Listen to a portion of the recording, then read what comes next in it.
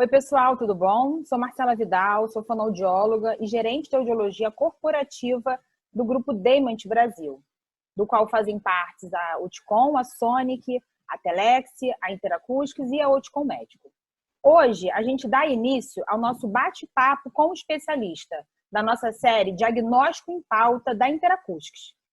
Semanalmente, a gente vai trazer aqui para vocês um especialista da área para falar um pouquinho ou sobre avaliação audiológica, vestibular ou da reabilitação, para que a gente possa abordar assuntos de forma prática, realista, científica, reforçando o nosso compromisso de trazer informação de qualidade para todos vocês. Então, para começar, a gente vai tratar o passo a passo da linha de tempo da avaliação audiológica infantil, suas recomendações, a realidade atual, os desafios, as tendências. E para nos ajudar nessa missão, eu convidei a doutora Bárbara Rosa, fonoaudióloga e docente do Departamento de Fonoaudiologia da Universidade Federal de Sergipe. Doutora Bárbara, é um prazer recebê-la aqui. Primeiramente, eu queria muito agradecer a sua disponibilidade em participar e trazer informações tão valiosas para o nosso público. Olá, Marcela, eu que agradeço pelo convite, né? Para a gente é uma honra estar aqui com você nesse dia, num momento de tanta turbulência que a gente está vivendo, né? É verdade. Inclusive, eu queria deixar aqui, né, que estamos em home office nesse momento, devido a toda essa situação. Então, pode acontecer um ruído de fundo, né? Temos crianças e cachorros, enfim. Mas, na medida do possível, a gente consegue fazer esse nosso bate-papo hoje. Então, para a gente começar, doutora Bárbara, eu queria, assim, vamos começar do início, né? Então, a gente sabe aí que, segundo o Ministério da Saúde, tem um pouquinho das recomendações que são destinadas e voltadas para as avaliações auditivas do recém-nascido. Você poderia falar um pouquinho para a gente, assim, em linhas gerais, quais são essas recomendações? Então, na verdade, o que acontece? A recomendação do Ministério da Saúde, e que inclusive virou lei em 2010, é a realização da triagem auditiva neonatal, né? Que é o passo inicial para o diagnóstico. Então, assim, quando você pensa no diagnóstico, você pensa em triagem auditiva neonatal para que essa detecção seja precocemente. Então, foi publicada em 2010 uma lei que fala, que aborda sobre a importância e sobre a realização do teste ser feito na maternidade, nessa população de alto risco e baixo risco. Então, qual que é a importância da triagem auditiva neonatal no nosso país, né? A gente sabe que 1 a 3 a cada 1000 bebês que nascem, ele tem uma deficiência auditiva. E quando se comparado a alguma criança que tem indicador de risco, 1 a 3 a cada 100. Então, a gente vê que é uma prevalência muito alta de crianças com a probabilidade de ter deficiência auditiva. Então, por isso, foi feita essa lei em 2010. A gente vai completar esse ano 10 anos da triagem auditiva no país, né? E a gente pensa em relação aos programas, aos serviços, como é que está dentro disso tudo no cenário, né? A gente tem, de norte a sul do país, uma realidade sobre a triagem auditiva neonatal. Será que está sendo contemplada ou não? Será que todos estão realizando ou não? O que a gente sempre conversa, a gente não tem uma triagem auditiva universal no país, né? A gente vê que tem uma cobertura de apenas 60%. Mas não é um motivo de desânimo, muito pelo contrário, eu acho que a gente tem que unir forças e fazer com que a gente tenha uma triagem universal de norte a sul do nosso país. Inclusive, essa seria nossa próxima pergunta, que era, né, fazendo uma comparação, né, as recomendações versus o cenário do Brasil. Como é que a gente se encontra hoje? O que acontece com a gente? A gente tem algumas diferenças de norte a sul do país em relação à triagem auditiva neonatal.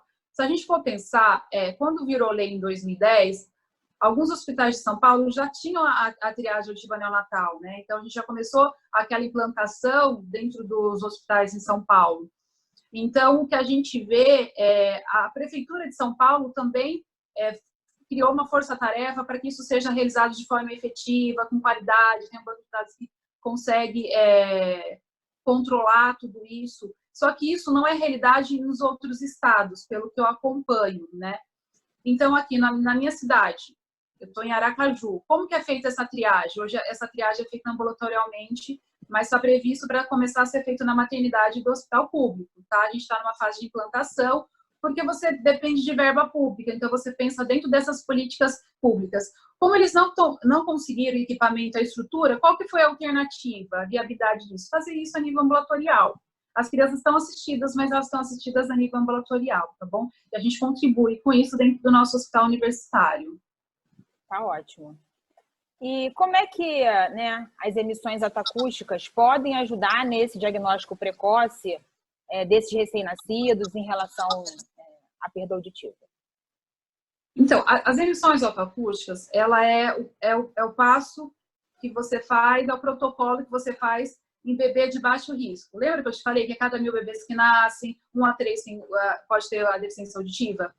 Então, dentro do protocolo, a gente tem um protocolo de alto risco e baixo risco. É viável você fazer o PEAT em todas as crianças? Não, pelo alto custo do equipamento, pelo uso de eletrodos, tudo. Então, o que a gente faz? A gente faz as emissões autoacústicas em crianças que não têm nenhum indicador de risco para deficiência auditiva, tá? Então, é o passo inicial. Se deu presença de resposta, a gente libera essa criança e orienta em relação ao desenvolvimento de audição e linguagem, tá bom? Se fosse um bebê que tivesse um indicador de risco para deficiência auditiva, a gente utilizaria o potencial evocado auditivo automático nessa população, tá bom? Porque ele avalia a parte retrococlear do bebê. Entendi. E no caso de um resultado duvidoso ou uma falha na primeira avaliação, como é que a gente deve proceder? O que deve ser feito? Então, na verdade, a gente tem os protocolos dentro da triagem auditiva neonatal, né? Então, assim, o bebê veio, o bebê está lá na maternidade, ele realizou as emissões autoacústicas, deu falha, ele retorna depois de 15 dias para realizar esse exame de novo, tá? Se é um bebê que tem um risco, que está na UTI, o que ele faz? Logo de início, ele já faz o potencial evocado auditivo automático. Se ele falhou, ele já é encaminhado automaticamente para o diagnóstico audiológico infantil, tá? E é onde tem toda a bateria de exame audiológico. Emissões autoacústica, potencial evocado auditivo, de curta latência, as frequências específicas, a imitanciometria com sonda de Mil, e aí ele entra dentro de um processo de avaliação. Se esse bebê que veio no reteste depois de 15 dias e passar nas emissões, ele tem liberação, tá? Então, são 2 protocolos que eu tenho. Eu tenho protocolo para alto risco e baixo risco. Alto risco sempre vai ser o PEAT, falhou, você encaminha para o diagnóstico. Se eu tenho bebê de baixo risco, eu tenho emissões, falhou, eu tenho reteste de 15 dias, deu normal, você acaba liberando essa criança e orientando os pais em relação ao desenvolvimento de audição e linguagem. E a gente sabe que esse resultado ele pode ser duvidoso, né, devido a algumas situações encontradas na orelha média. Como é que a gente pode minimizar essa necessidade de reteste nessas situações? Então, na verdade, o que acontece? A gente tem a timpanometria de banda larga, que é um exame rápido, efetivo, tá? E tem até um estudo de TF 2000, que foi o primeiro estudo publicado, com 4.000 orelhas, e ele já recomenda, desde 2000, a utilização disso dentro do protocolo de triagem auditiva neonatal, tá? Então, a gente vê como um dos exames a ser realizado, sim, na maternidade. Quando eu falei protocolo anteriormente, a gente pode ter um protocolo dentro da maternidade, assim, eu tenho as emissões autoacústicas. A criança falhou, eu posso fazer a timpanometria nela, para a gente ver como é que está a orelha média dela. Será que tem a presença do vérnix ou não? Só que lembrando que as crianças abaixo de 6 meses, ela tem que ter o estímulo, ela tem que ter um estímulo de uma sonda de Mil, né? Então, você recomenda o quê? Alta frequência. E quando você vai pensar na banda larga em si, o que acontece com a banda larga? Qual que é o diferencial dele, né? Ele abrange de 226 a 8.000, certo? É uma medida precisa, específica, então ela tem uma alta sensibilidade e especificidade, que para essa população infantil é muito importante, né? Então, ele é menos sensível ao ruído, que eu acho que é um grande diferencial dele, né? Para a gente que está ali com o bebê, está fazendo exames, o bebê está sugando, está mamando, então ruído para a gente é uma coisa que complica, né? Então, na banda larga, o que eu tenho? Eu tenho a possibilidade de ter um exame menos ruidoso. E aí, o que, consequentemente, você tem um traçado mais limpo do seu exame. Então, eu posso ter, de repente, nessa primeira etapa, a gente já pode ter acoplado no nosso equipamento uma imitanciometria, tá? Alguns locais têm esse protocolo, olha, faz as emissões junto com a timpanometria. E aí, no segundo momento, que faz esse procedimento, para ver a questão da orelha média, quanto interfere. Por quê que é interessante colocar nesse primeiro momento? Porque a mãe está com o bebê ali, ela acabou de ter o bebê. A triagem auditiva neonatal você faz de 24 a 48 horas de vida, certo? Você falar para uma mãe que a criança falhou na triagem auditiva neonatal, qual que é a reação da mãe? Meu filho é surdo e adora. Mas você pode afirmar que é só uma alteração de orelha média, se for uma criança que não tem nenhum indicador de risco para surdez? Como que você vai afirmar? Você fala, ó, realmente, pode ser a possibilidade de um vértice, depois de 15 dias pode dar uma resposta dentro da normalidade. Mas se você tiver, dentro do seu protocolo, um exame, uma timpanometria para fazer nessa criança, você vai poder falar para a mãe, olha, eu acabei de fazer um outro exame nessa criança e realmente comprovou que essa criança tem uma alteração de orelha média, tudo, até porque você tem uma ferramenta, uma medida objetiva ali para poder estar falando para a mãe, né? Então você vai estar falando uma propriedade, porque o que acontece com as mães? As mães entram em pânico quando você fala para elas que a criança falhou na triagem auditiva. Elas pensam, nossa, meu filho é surdo, e agora? O que eu vou fazer? Então o coração dela fica na mão 15 dias até ela voltar com você no reteste, né? Se então, você já tem se você já tem ali uma outra possibilidade para descartar, ou, enfim, né, que vai colaborar para algum tipo de possível diagnóstico, para essa família, para essa mãe, é importante, né? Com certeza, é muito importante. Então, na verdade, você consegue ter no seu equipamento um módulo de emissões, imitanciometria e o potencial evocado. Então, assim, você tem na mesma plataforma, você está ali, o equipamento está ali, e você tem essa possibilidade de fazer. Então, eu acho que quem tem deveria aderir a esse protocolo, tá? Até porque isso é coberto pelo convênio, é um procedimento coberto pelo convênio, e no SUS também tem a cobertura, né? Então, eu usaria dentro da rotina do programa de triagem auditiva neonatal, porque quando você fala em triagem auditiva neonatal, você tem que falar em programa, né? Então, como você fala em triagem, você fala em todo esse processo. Como é que funciona? Se a criança falhou na triagem auditiva neonatal, ela vai para o diagnóstico. Esse diagnóstico tem que ser um diagnóstico efetivo com uma bateria de exames. Vai ser até abordado posteriormente com os outros colegas nas entrevistas posteriores. Qual que é o objetivo final disso tudo? É a reabilitação auditiva. Então, quanto melhor for o seu protocolo, quanto mais efetivo for o seu protocolo, melhor vai ser para essa criança. Porque o nosso objetivo final, o que é? O diagnóstico precoce, a reabilitação precocemente dessa criança, né? Então, a gente tem que tomar bastante cuidado quando a gente está dentro de um programa de triagem auditiva neonatal, qual é o protocolo que eu vou utilizar e por que eu vou utilizar, né? Então, eu acho que isso é muito importante. Então, desde 2000 já é falado essa questão de você usar a banda larga. O Joint já recomendou, em 2019, ele também aborda sobre essa questão da banda larga. Ele fala das novas tecnologias, ele fala dessa possibilidade da utilização. Então, a gente tem que ter o pensar, né? Então, a gente está o quê? Há 20 anos já falando sobre isso, porque o primeiro artigo foi em 2000, né?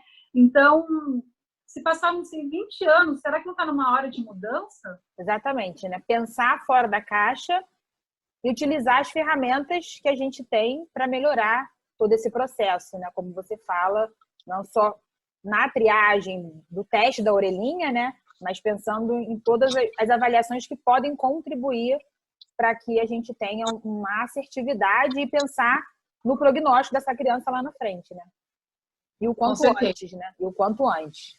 Que a realidade ainda não é quem está na ponta da reabilitação, né? Da protetização, já melhorou muito, mas ainda não é uma realidade a vinda dessas crianças numa idade tão fundamental para o desenvolvimento de fala e linguagem delas, né? Então, no meu mestrado, eu estudei um pouquinho essa população de alto risco, né? Então, foram quase 700 bebês. O que a gente observou? A gente tinha uma população que fazia a triagem no nosso ambulatório, 398, e 284 que fazia no hospital. Era tudo população de alto risco. Quando você tem todo o processo integrado, a mesma equipe faz a triagem, o diagnóstico e a reabilitação, você consegue fazer o diagnóstico e a reabilitação precocemente. Mas tem que estar integrado. Não pode ser. Até porque tem que ter a adesão da família, essa criança se perde. Enfim, é bastante complexo. Por isso que eu falo em processo, em programa de triagem auditiva neonatal. Ele tem que ser efetivo, né? O George ele já fala desses indicadores de qualidade. Tem que ser feito, mas tem que ser feito com qualidade, tem que ter cobertura, tem que pensar na calibração desses equipamentos também, tem que fazer calibração anual deles, né?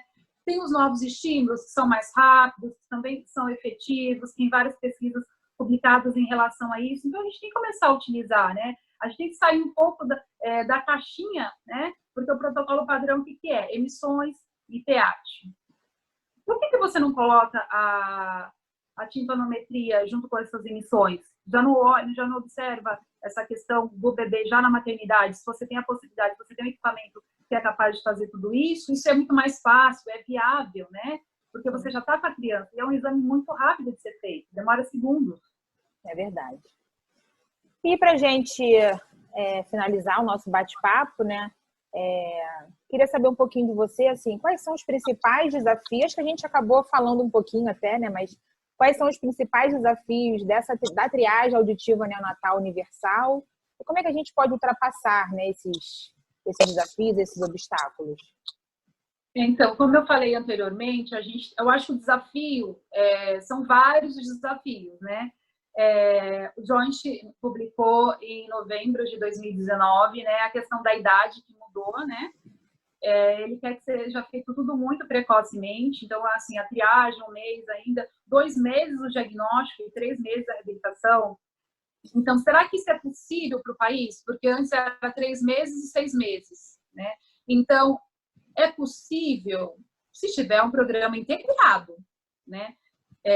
Se estiver sendo controlado esses indicadores de qualidade, se souber por que essa criança faltou, ter uma busca ativa dessas crianças, organizar, né? Você ter um coordenador dentro do hospital que seja realmente responsável por esse programa de triagem auditiva. A criança ela falhou, ela veio no reteste, e como é que está o diagnóstico dela? Ela fez o diagnóstico? Ela foi para a reabilitação? Ela foi diagnosticada e foi para a reabilitação? Então, eu acho que o desafio é esse, é o diagnóstico precoce, reabilitação precocemente. A gente vê as pesquisas em relação ao diagnóstico tardio, a reabilitação tardia.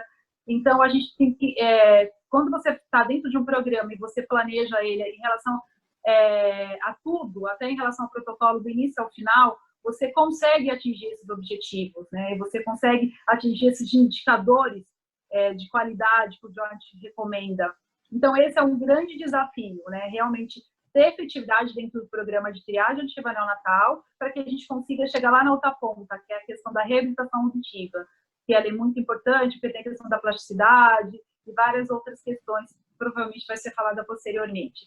E também outro desafio é ter esse programa interligado, né, uma plataforma digital, alguma coisa que fosse universal, de norte a sul do país, que eu soubesse o que está acontecendo, qual é o meu cenário atual, né? Alguma coisa que, de repente, fosse disponibilizada pelo governo ou que a gente pudesse comprar algum programa, tipo, a gente conseguisse, pelo menos, ter os dados da nossa região. Por exemplo, assim, na minha cidade, se todo mundo alimentasse um único banco, eu teria uma realidade de como que é feita a triagem auditiva neonatal. Eu acho que ter uma plataforma digital integrada entre o Estado, o município e até o governo federal seria super importante, que é um grande desafio. E outro desafio que eu vejo é a questão dos novos estímulos. Os novos estímulos, a gente já tem várias publicações em relação a eles. O Joint fala também, ele fala da questão da utilização do estado estável. Então, a gente tem que pensar também, né, nos novos estímulos, o quanto ele é importante, o quanto ele é efetivo, o quanto já foi comprovado cientificamente, né? Então, você tinha antigamente um tipo de imitanciômetro. Hoje não, hoje a gente tem um imitanciômetro que cabe na palma da mão da gente. É uma ferramenta, uma tecnologia, né? Então, a gente tem que começar a utilizar, né? Eu sei que tem a questão do custo disso tudo, mas quando você põe e coloca na ponta do lápis a relação do custo e o benefício que isso vai trazer para o seu serviço, será que não está na hora da gente fazer um sacrifício e investir em alguma coisa que realmente vai melhorar o nosso serviço, vai fazer com que a gente consiga fazer tudo ali na palma da mão? Por exemplo, se eu tenho uma criança ali, ela voltou para o meu reteste e eu já tenho tudo, eu tenho todas as ferramentas para fazer um pré-diagnóstico disso tudo, eu vou estar mandando facilita muito a vida, né? E ter um banco de dados interligado, porque assim, eu sei o que a criança fez desde o nascimento, né? E agora, ela vem para mim para o diagnóstico. Se não for uma equipe integrada, que tiver o acesso aos exames, às vezes não vem anotado na caderneta de vacina esses exames. Isso que eu ia falar, porque às vezes a família, enfim, a mãe, o pai, às vezes não sabe nem quais foram os exames que as crianças realizaram, enfim, né? Então, sabe que foi feito o exame, mas não sabem, dependendo até da classe social, enfim, de informação, eles não sabem. Então, a integração realmente é bastante válida. Então, uma coisa que é uniforme, né, que eu aprendi com a professora Doris lá atrás, né, há 13 anos atrás, a gente tem que colocar na caderneta de vacina o resultado. Por mais que você dê o laudo impresso, a família pode perder. E aí? Eu acho que e também uma outra coisa, na minha experiência clínica de implantação de serviço, que eu trabalhei no hospital público, privado, no assistencialismo, é que você tem que ter parceria com o pediatra, com o neonatologista, porque ele faz a dupla checagem. Se a criança tinha que voltar no retorno e não voltou, por que não voltou? Né?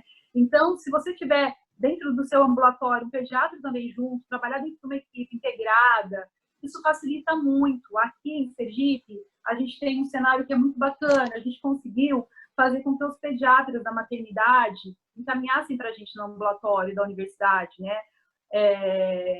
Esses bebês. Então, você vê bebês de 15 dias, 20 dias, chegando para a gente para a realização da triagem auditiva neonatal, seja com protocolo de baixo risco de emissões, seja com protocolo de alto risco do potencial evocado auditivo de tronco encefálico. Então, ter as parcerias também com os médicos, porque nós, na verdade, somos um time, parceria com a enfermagem, né? Então, assim, a gente tem que trabalhar dentro desse contexto. Quem que controla o follow-up da maternidade no qual a gente tem uma parceria? É a enfermeira, né? Então, a gente tem que trabalhar integrado com o torrino, integrado com a neonatologia, integrado com a equipe de enfermagem. Então, a gente consegue. Eu não tenho no meu serviço um banco de dados online, eu não consigo, tudo, mas aí como é que eu faço para controlar essa criança? Essa criança, no primeiro mês, ela vai ter que voltar no pediatra, certo? Para poder fazer as consultas. Primeiro mês, segundo mês, terceiro mês. O nosso melhor parceiro é o pediatra. Bárbara, eu não consigo, eu não tenho tecnologia, eu não tenho ferramenta.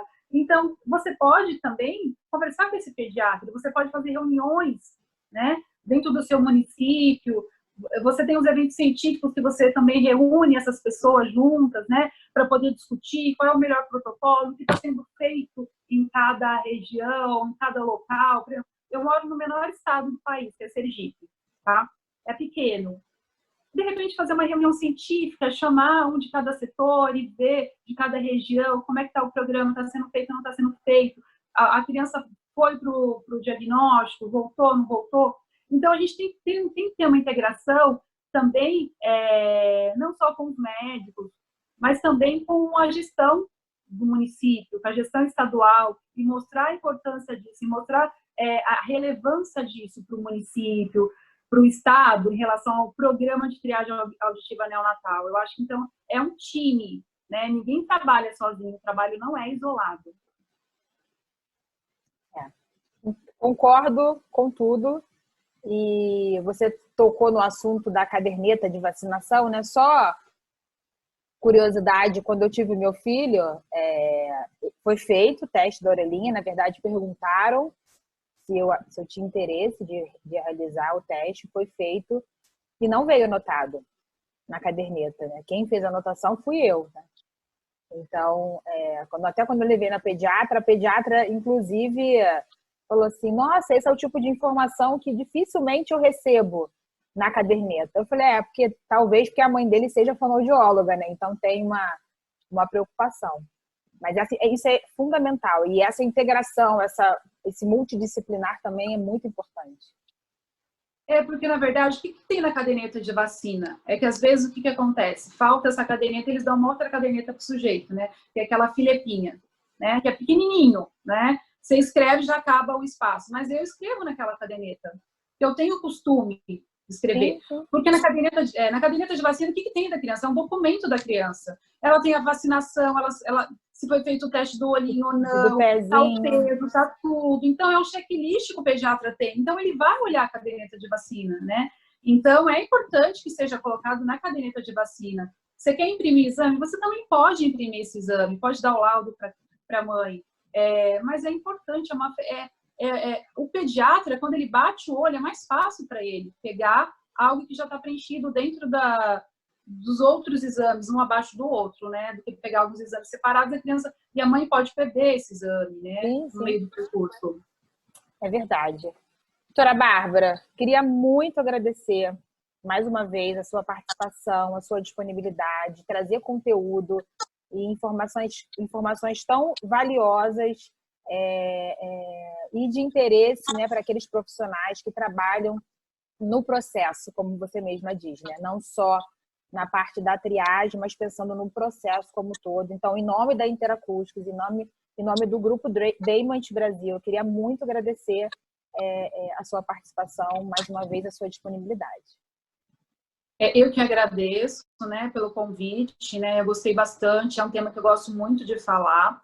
Eu separei alguns materiais, alguns artigos para você estar disponibilizando, pessoal, tá bom? E se alguém tiver alguma dúvida, pode me mandar e-mail, barbaracsrosa@yahoo.com.br. Estou à disposição para qualquer pergunta, para qualquer questionamento. Bárbara, como é que eu faço para montar um programa? Como é que eu vejo a efetividade dele? Qual a dica? Algumas outras coisas que não foram abordadas aqui dentro dessa entrevista, desse bate-papo que nós tivemos no dia de hoje, eu estou à disposição de vocês. Eu agradeço mais uma vez. E você que está nos assistindo, espero que vocês tenham gostado. E na próxima semana a gente vem aí com mais um bate-papo com um especialista da nossa série Diagnóstico em Pauta da Interacústicos. Obrigada.